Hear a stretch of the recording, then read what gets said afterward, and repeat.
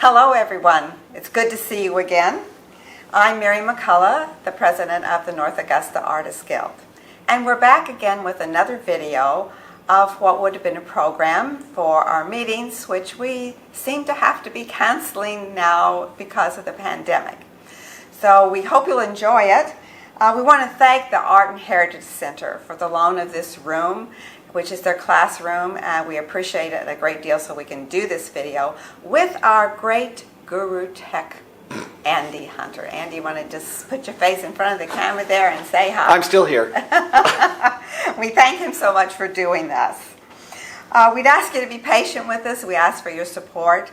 Right now, the Artists Guild's annual show and sale is here at the gallery at the Art and Heritage Center until September the 17th. And you can help support the local artists and the Art and Heritage Center. Come, it's cool in here, it's hot outside, shop, maybe buy a Christmas present early, or maybe you need something to spark up your wall. When you make that purchase, you support the local artists and you support the Art and Heritage Center, both of which need your help right now. We also have a Facebook page. We hope you'll enjoy it. Continue to follow us. And the Art Guild is not just for artists. If you're an artist, please join us. If you're just love the arts and you want to enjoy being with artists as an art supporter, you can also join us. Go to our website, which will be at the end of this video, and there's instructions there on how to join. So hang in there with us until things get better. Today we have with us Angelika Selman-Bondar, and she does a lot of different mediums, but today she's going to be working in clay. As a child, she came to the United States from Hof, Germany. She holds a BFA from Augusta University and has further continued her studies at several locations, including the Atlanta College of Art and the Savannah College of Art. She has been an art teacher for 35 years in the CSRA, receiving awards not just for her art but for her teaching as well. Now retired, she continues to teach art through art organizations like ours, after-school programs, and senior assisted living centers. Angelika is most noted for her work in ceramic sculptures, watercolor, printmaking, photography, and Prismacolor paintings. Her ceramic sculptures are usually figurative and incorporate many techniques, textures, and added items. Today, she will be demonstrating and discussing her hand-building clay techniques. So we are very thankful to have Angelika with her, and so we're going to do a switch here and bring Angelika in so that she can demonstrate the clay technique for you. Today I'm going to demonstrate hand building with clay. Hand building, there are two ways that you can construct in clay. One is wheel throwing, and usually those are functional pieces, but ours today is going to be all hand building. Hand building is fun because you can create almost anything you want, a functional piece, whether it's a cup, a plate, a bowl, or whatever. But more than that, you can create wonderful figurative pieces. Figures like human figure or animals or whatever, and a lot of mine are animals. I do a lot of animals. I got to be very well known in the area for doing life-size cat and animal sculptures that were for the garden. And anyway, now I've kind of scaled them down a little bit because they're so heavy. So anyway, I do smaller ones now. And on the table I have a couple of cats that I have created. That's a smaller scale. They used to be much larger. And before you start working with clay, you need to know a few things about it. And there are 6 stages of clay. And I have 2 of them, well, more than 2 here, but anyway, I have this stage right here, and this is called slip. And slip is just watered down clay. This is what we glue sections of the clay together with. This will fire in the kiln, which it gets up to almost 2,000 degrees. And anyway, you can join your pieces with this, and we'll talk about that a little bit later on how that's done, because I will be doing it on a couple of pieces. The other type of clay is this clay here, and this is called the plasticity of clay. Plasticity is just like plastic, like it sounds, plastic, moldable, soft, okay? So this is just a block that I have gotten ready. If you notice in here, this block is smooth and solid. There are no gappy holes in there. If you see any holes in there, those are called air pockets.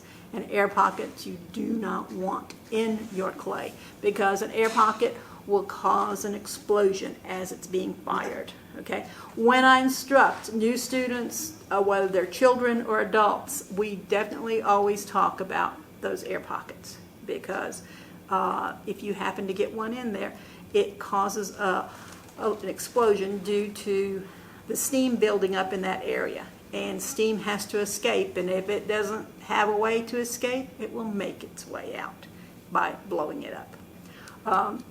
Today I'm going to demonstrate how to do a pinch pot. And everybody says, oh my gosh, pinch pots are so boring. Well, I wanted to show people that they're not boring, and anyone can do this. I was planning on doing this at our meeting and give everyone a little piece of clay so they could be playing with it and pinching a little pot. The frog that I have right here is a pinch pot. As a matter of fact, he's more than one pinch pot. His body is 2 pinch pots. You would never think that his body was a pinch pot. And then I mounted him on his lily pad. And you might say, well, wait a minute, where's the opening? Where's the hole? Well, I did put one in his mouth. But before I did that, I always leave one at the bottom too, because I did not want to have an explosion. And the little frog on top is a separate frog that was formed and just added on with slip. So all of that is, most of that is a pinch pot. So what you do with a pinch pot is this. You get a ball of clay, or you cut off a piece of clay, and this is called a wire tool. This one is a homemade one. It's made with fishing line and 2 little beads. And this is a smaller one. I have longer ones, but it just cuts right through your clay. You can even use dental floss, which is kind of cool. Then you're going to take your little lump of clay, and I'm going to divide that in half. Maybe I want to make something else out of it. Okay. So now I've got my lump of clay. You can see, no matter which way I cut it, there are no little holes or gaps in there. So that's because I wedged the clay. You have to wedge it. If you've ever made bread, and you have to knead the dough, same kind of process. Okay, what I'm doing is making a little ball of clay out of that. You just kind of pound it in your hand, okay? And I'm going to show you how to do one of these, because it starts with 2 even little balls of clay. So you just have to work this up. All right, I've got a couple of balls of clay here. All right, this is one that I've started to pinch, so I'm going to show you how to pinch. Anyway, you stick your thumb in, but you don't want to come out through the bottom, but you do want to feel the bottom. And there we go. So then you start pinching, and what you're doing is you're pushing your thumb against the clay, and you're going to pull in with your fingers. So it's a push with my thumb, pull in with my fingers. And when I do that, you're going to see that it's distorted the clay somewhat. Okay? Now, I've got to do that all the way around, one layer. So I'm going to do this all the way around. And you may get some cracks and things in there, and that's just the nature of the clay, because we're really forcing it. We're forcing it to do something that we just told it we didn't want to do, because we made a ball. Okay, so once I get all the way around, then I'm going to slide my thumb up. I was down here. Now I'm going to inch it up and do another pass all the way around. Okay? And then after I've gone all the way around, I'm going to come and move it up to here to the top and do that again. Okay? And you want it an even thickness. A lot of times when I teach students, I'll go around and check theirs to see how thick or thin it is, because you can definitely feel it if it's too thick. All right, that's basically a pinch pot. And I'll go back in here and see how it feels. And I want it to be probably no thicker than my pinky finger, okay? Because this is a small piece. If it were bigger, I might want it as big as my index finger, but it's a small piece. So, all right, that's all I want for right now. It's got some cracks forming. If I want to get rid of those cracks, I can just put a little bit of water on it and that will help seal those cracks and work into it. It's just because we're really forcing the clay out. Anything on that. So I'm going to put all this on there, and it is messy, but not too messy. I work pretty neat. In teaching students, I've decided to always work very neatly with them. So anyway, so I'm looking at this pinch pot and seeing how it looks. It looks pretty good. All right, now I'm going to set it down. I don't want to sit it down like this because it's going to flatten this side right here. So what I'm going to do is going to put it down just like an upside down bowl. All right, that one is finished. Okay, this was the other half of it that I had started. So I'm going to go ahead and finish pinching it just to save time so that we can go ahead and join them together shortly. But anyway, so this can become any animal right now. All right, so that's about that size too. So we've got the second one done. Let me put a little. All right now it doesn't look like anything, but this can easily become a rabbit. All right, so we've got 2 clay pieces. All right, now because I have these 2 clay pieces, I've got to join them together. And what I'm going to do is do something called scoring. And scoring is where you take the edges of it and you just scratch it up. If you've ever read the labels on glue, it says roughen up the surface first, okay, that we never do. How many times do we not do that? Most of the people don't. And then they wonder why their glue doesn't work. So anyway, I'm roughening this up. And now I've got potters or ceramic artists. They will acquire all kinds of things for tools. This is not an official clay tool. It's a skewer. But I find them to be just perfect for clay because they have a flat side and a round side. Flat side is great for digging up the slip. This is our watery clay that's going to be our glue, and I'm just going to pat it in here. You do not want to, I don't like to smear it on with my fingers. Some potters, some artists will do that. The problem is if you smear it in, you cover up your grooves. The reason you put the grooves in there is so you have a place for all the slip to go. If you just do it all smooth, it's not going to do anything. All right, done that side. Now I do have to lay it this way because it's so gooey on that end. And I've got to do the same thing with this. You have to do both sides, not just one side. How long do those pieces stay viable? You know, where they'll stick. How long do you have to get them together? It doesn't. Just minutes? Oh, no. You can work on it, 30 minutes or more. It'll still. Unless you're outside. If you're outside, yeah, because a lot of airflow, that might not. All right, I'm going to take these 2 sides and I'm going to just stick them together. And what you do is just kind of wiggle them around. And kind of match up your seams. And one is a little bit bigger, but I'm going to work with that. And so anytime you add anything on, say an arm, a leg, whatever, you're going to use the slip to glue it, so to speak, on there, right? Exactly. Anytime you add, you should, unless you just cut off a piece and they're the exact same wetness. But once you've manipulated it, you might not have that, okay? So every time you touch the clay, you are drying it out. So what I'm doing is I'm just kind of smoothing this together right now.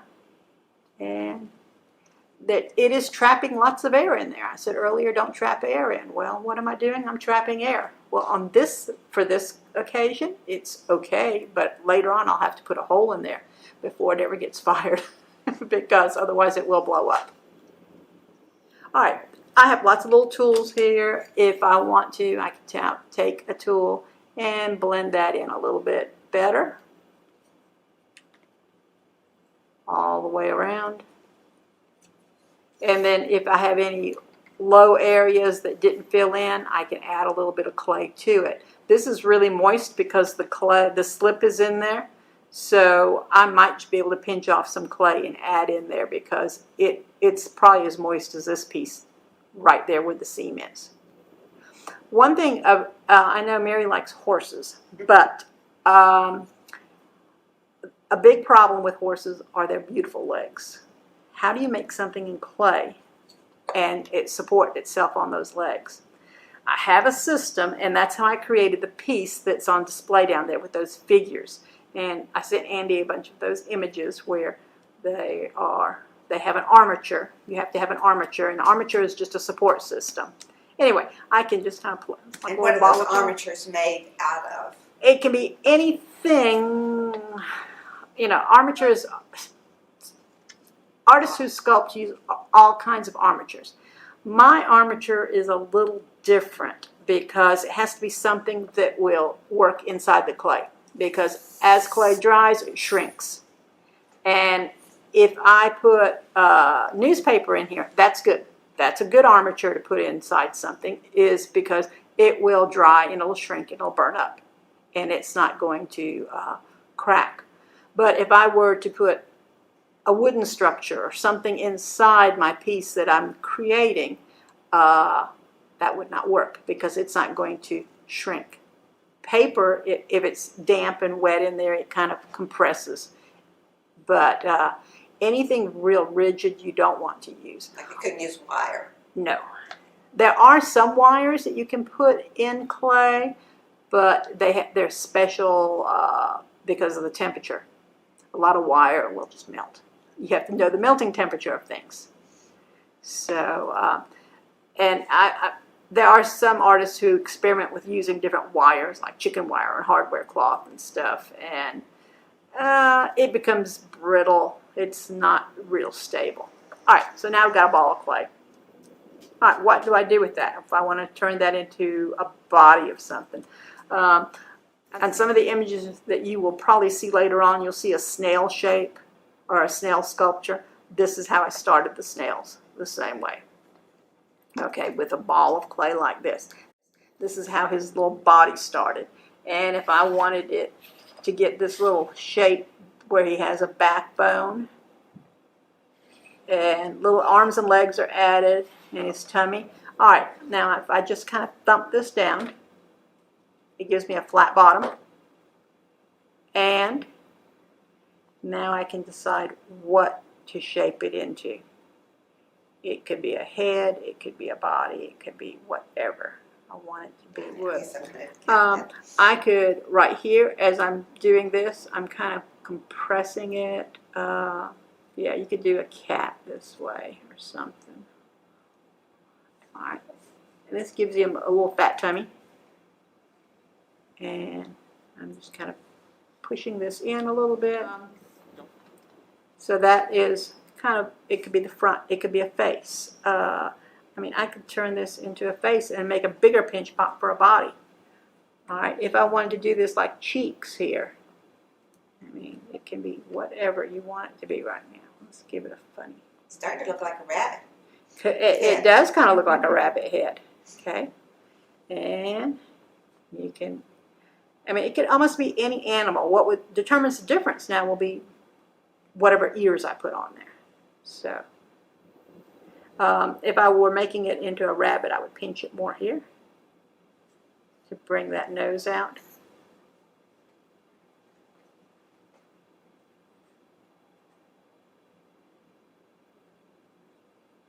And get rid of that line right now.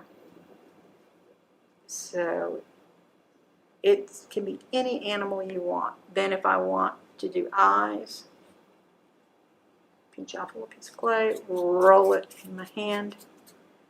And I don't like big round googly eyes because they don't look natural. So to get away with that, I'm going to take this little metal shim and slice it in half. And then round it back up again because that got away with the roundedness.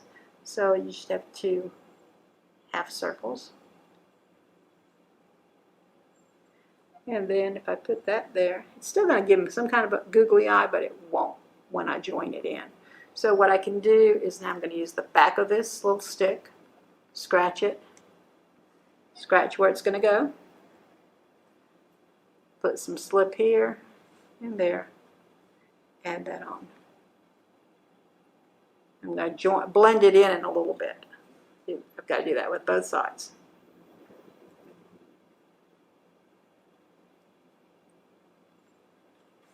Okay, now he's got eyes.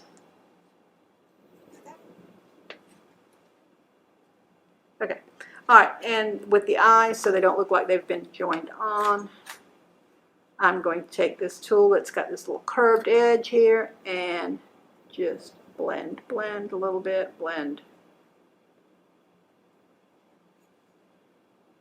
And that way it doesn't look like it was just added on. It looks more like it was part of the piece.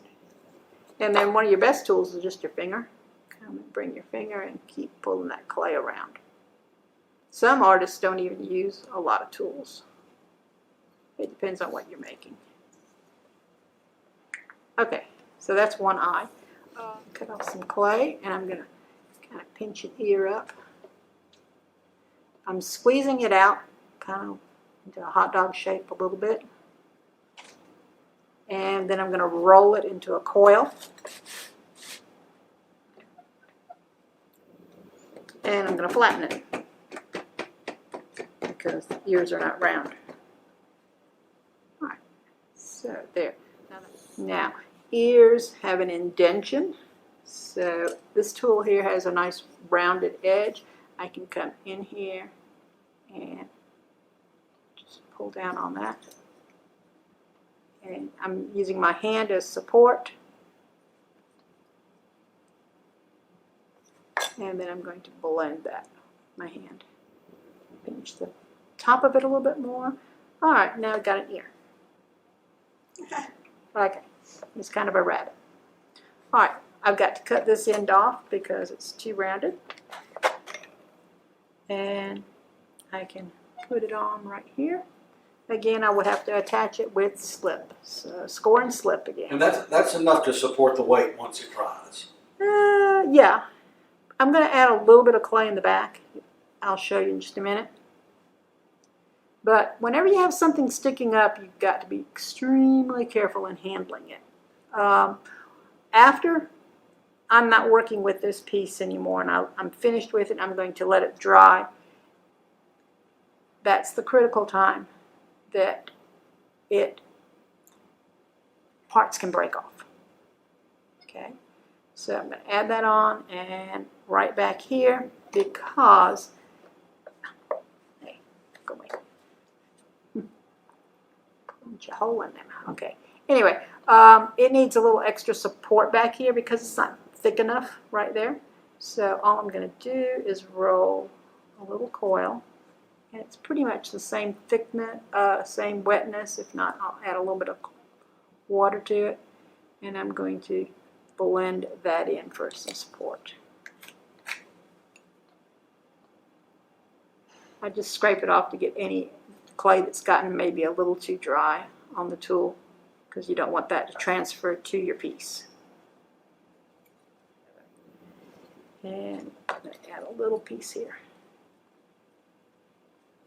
Okay. Now, because his ear wants to flop down, I could tear off another chunk of clay and give me a little support while it's getting stiff and drying. So I could just, right now, I'm not going to attach it, but I'm just going to add this here to give it a little bit of a support. And then you just take that out when it's dry. And I'll take it out, yeah.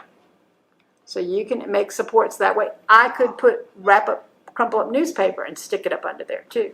But as I'm working on it, I might not want to do that. So anyway, that's, but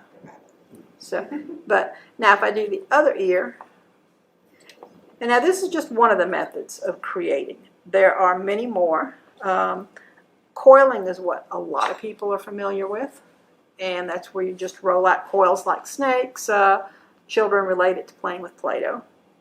And anyway, that's how I created this cat over here. And that his whole body was created with coils. Just kind of triangular, working their way up and until I got to his head.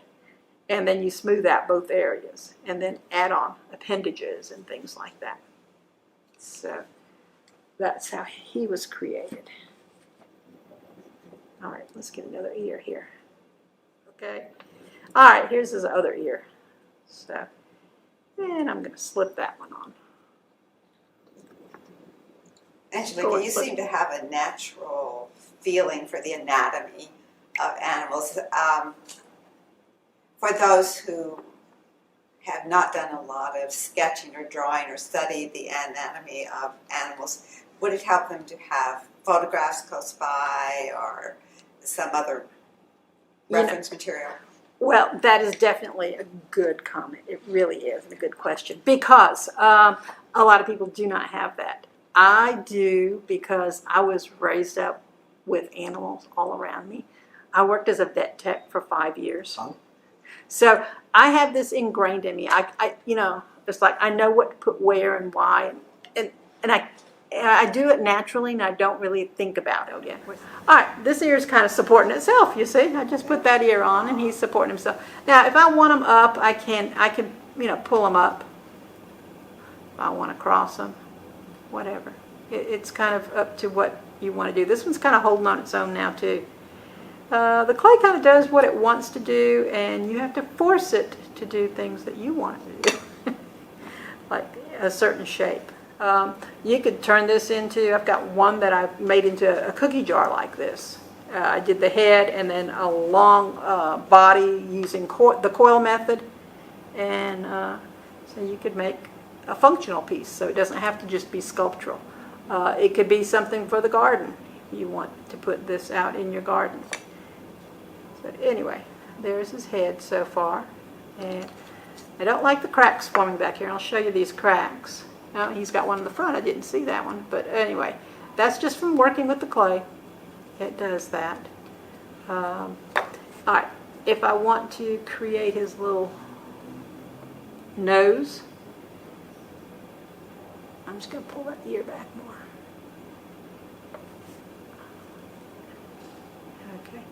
Okay. Rabbits have a specific nose. It's a line here and a line there. And then it's going to be parted right in the middle. Just like that. And if I want it to look more like a rabbit, like give him some nostrils, and this will give you some holes in there. Okay, you can poke it up more, a little bit like that. Anyway, teeth, I'm going to tip him up a little bit more like that. I'm going to pull this back and pull that back to give him his little parting lips. And pull his chin down a little bit more. And then I can give him some little teeth, pull out his chin. So he's got some fat little cheeks and a little chin there. And I can just keep working with it. Now, if I want to put texture on him for hair, we won't have time to do all of that today, but I like using this round tool. It has like a round wire going around there. This almost looks the same, but it's not. This is a flat wire. This is called a ribbon cutting tool, and it's great for slicing away pieces. When I'm doing carving pieces, I sent Andy a picture of a memorial piece that I did. It's of a girl, and you've got the stage when it was created in clay. Then I've added the colors to it, and then later on you'll see it glazed. That I got to the stage up here called leather hard, and we're not near leather hard, and that's where it's very stiff but still has a lot of water in there where you can carve it away just like you would carve wood. And that's how I do my portraits. And that piece there is a portrait. It was a memorial piece to my mother-in-law. We knew she was passing away, and I thought I would want to do something for the grandkids for that. So that's just a way to, and it's going to my daughter because she and her grandmother look very much alike. So that's another thing you can do with clay. You can make pieces to remember someone.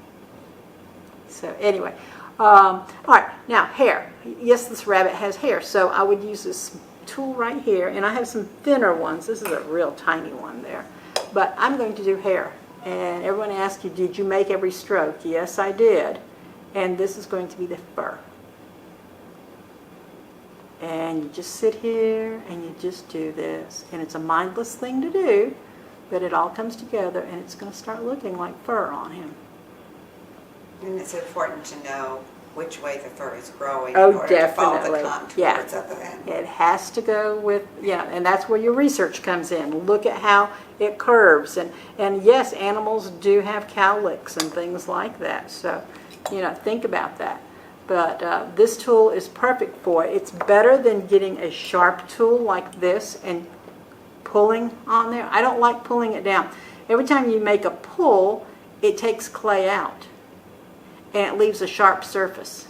So I don't like to use sharp tools, or even if I use this, it's going to do the same thing. It's going to pull clay away and leave it a little bit sharper. The metal leaves a sharper edge than the wooden tool. So wooden tools are really good for using at times, but not for doing the hair texture. Anyway, so I would just do this all over his body. And on his ears, well, I have to just kind of support them and do the same thing here. Come across. And you want to overlap them, because if you do it row by row, it's not going to look natural. So you want it always to look natural. And I would do that all the way around the edge here and on all the sides. And then when I get down here, I may use a much smaller tool like that. This one's a little bit smaller, and it can get into places. It has a little more of an angle. If you see, there's a different end right there. So, and what I'll do is I'll just come this way on his nose, and then down on his chin, they would have to come this way. So, and then if his hair's real fine, that one has an even finer edge. And I can do like really tiny little lines there. So I might want to vary it, because hair is not all the same all over on animals. And if I wanted to later on put real whiskers in, and I've done that, I will. When I'm through texturing it, I can just poke little holes. And then at the end, when it's all finished and fired, like this piece that's been glaze fired, I can add fishing line for whiskers. So there are many things that you can add on. Sometimes I don't make the eyes. If I find there's some really cool glass eyes that you can find, and sometimes they're better than what you can make, because they have some wonderful effects. But normally you would just kind of create the eyes.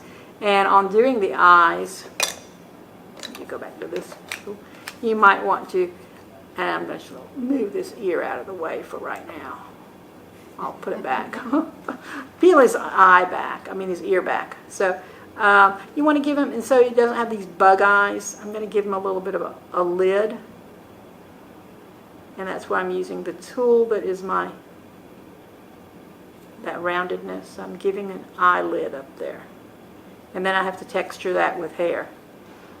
And then it gives him a more natural eye instead of that bug eye look. And then the rest of it would just be done with colors like I did on the frog. And that gives him a little more natural effect. And because I peeled that ear back, I've got to now again slip it and score it and reattach it. So if you forget to do something, it's never too late unless it's bone dry. If it's bone dry, then you're out of luck. You just have to live with it. But anyway, there is an armature that I use, and I don't think I put any of that in here. Sometimes on a piece like this, I will put in a little strip of fiberglass screen material, the same screening that goes into your window, and I could put that in there, and that will give me that's what I used on the figures down below on that piece. that piece. And you've got examples on there. They look like paper doll cutouts, but I would just put a piece of fiberglass in here. Fiberglass will work because it shrinks and the clay shrinks with it, and it just draws and it works, and then it fires into the clay and fuses. That's one of the few things that you can use in here. So that would be great to have used in the ear. If that ear gives me trouble, I could put that in there. Well, I could, like for his body, if I wanted to make his body, say I'm going to give him if I wanted to start his body like that cat body right there, this is what I'm going to do right now, is just roll out this here very quickly. Well, and you roll a coil like this. This is the coil method. This is the pinch method. This is the coil method. And you start in the center and you just roll out. So you can combine all these methods into a piece. If it flattens out on you, you just thump it a little bit and okay. Now this here, I'm trying to get it about as thick as my my finger. It's a little bit thicker than that. Okay, now to make a bottom, this rabbit's going to be sitting up, so kind of like that cat, it'll be up and up. So I'm going to create this down here, and this is going to be the base for the rabbit. And that curved tool, what I will do is on the inside, I'm going to, on the inside I always pull up on the clay and join the rings of clay.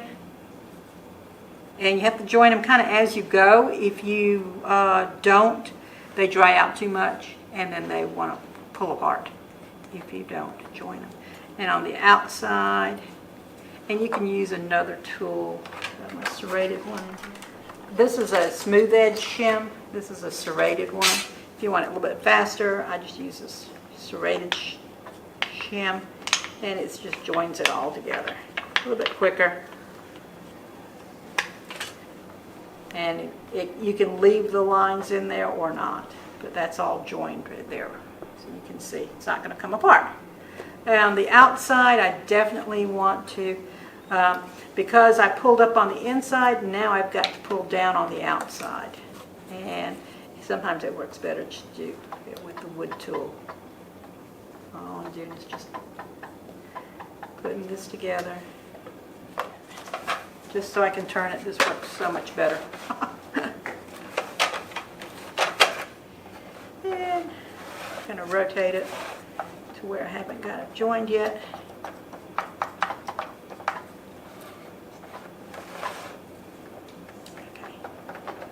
And then I roll another coil and keep adding, and I just keep adding and adding and adding. And then it'll look like a cylinder. And then I'm going to add the legs. I would shape it, kind of. So push this edge down to get ready for the next coil. There. Now, say I want to put something in his, and I'll put this out here. Say I want to put a flower up here. Say he's a garden bunny. And I want to make a flower. I can hand form it, or say I'm busy and I don't want to do that. I've spent all this time working on him. Okay, I'm tired, but I want to make him cute. So I'm just going to roll out a little slab here. This is a slab method. And I'm going to take a cutter, a cookie cutter, create a little flower. Got a little flower design right there, and let's pinch a little center in there, thump it down a little bit. Okay, now scratch and slip it because these are two different thicknesses, drynesses of clay.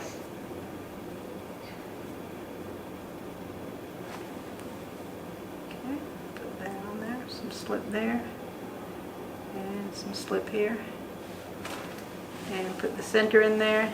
Maybe this is like a daisy or something. And then I can take the other end of this or any little tool and kind of texture it up to make the seeds in there. And do this next. Anyway, then I can add this in, and if I want to make these look a little more like petals, I can pull this down.